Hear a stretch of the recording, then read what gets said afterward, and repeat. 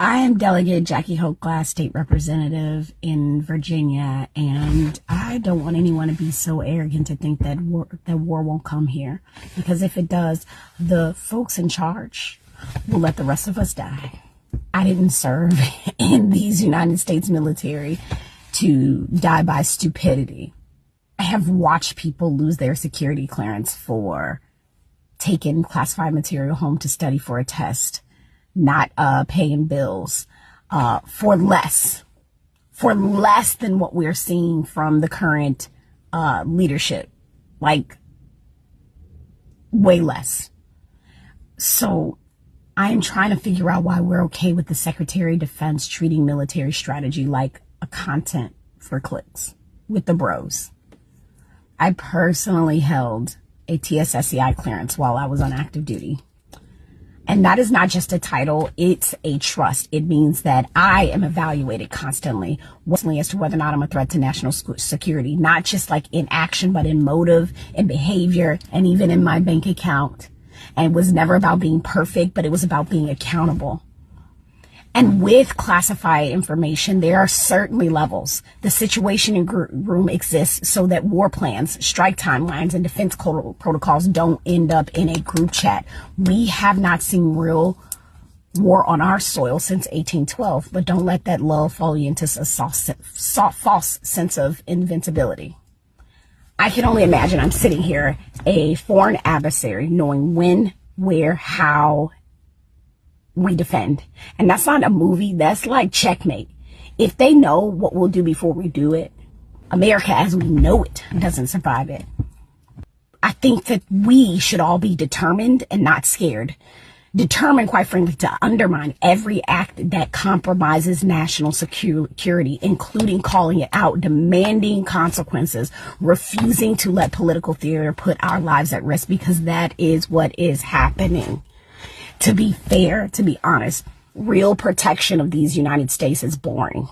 It's really boring. It's securing water. It's working grids. It's cyber defense. It's food integrity. It's staying off X to talk strategy or group chat and getting back to secure rooms behind closed doors. It's boring. It's not freelance work. So I'm going to say this again in case you missed it.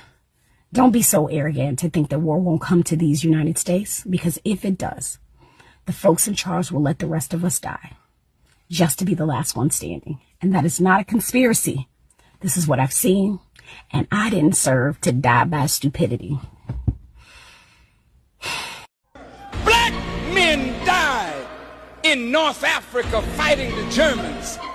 Black men died at Anzio Beach, at Palermo, at Naples, to free Rome, to free Paris, to free Europe.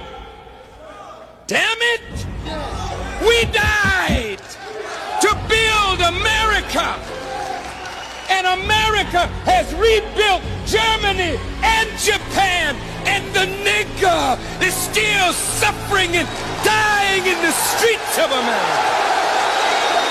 5, 6, 7, 8. Right, left, right, left, up, side, back, side, crossover, rock up, turn right, 1, 2, 3, rock up, turn left, 1, 2, 3, march, 1, 2, 3, 4. Start over, right, left,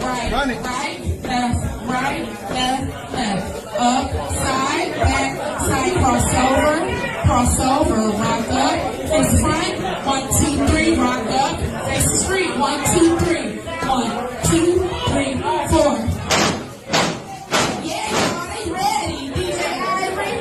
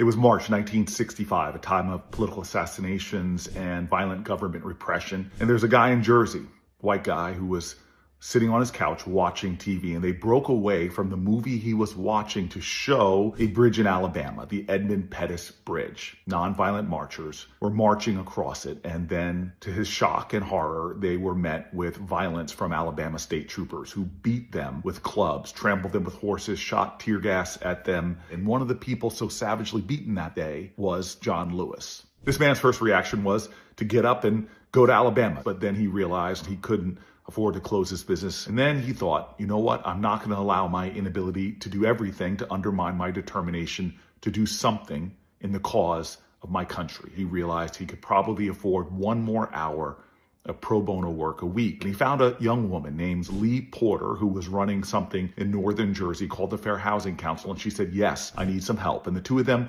got together and decided that they would create a sting operation of sorts. They would send black families to look for homes in all white areas of New Jersey. And when they were told a house was not for sale anymore or pulled off the market, they'd send a white couple behind them to test to see if it was really true. And over the years, they got good at it. They exposed a lot of housing discrimination in New Jersey. Well, years later in 1969, he got a case file, a couple who had been looking for homes in northern New Jersey and kept getting told that they were sold. And so he met with the black couple and planned the sting operation. They would go out looking at houses, and then a white couple would come behind them. Now, they found a house. They fell in love with it, but they were told the house was sold. And then the white couple showed up and found out the house was still for sale. Under instruction from the black couple, the white couple put a bid on the house. The bid was accepted. On the day of the closing, the white couple didn't show up. The black man from the family and the lawyer showed up. Well, the real estate agent, realizing he was caught, stood up angrily and punched the lawyer in the face.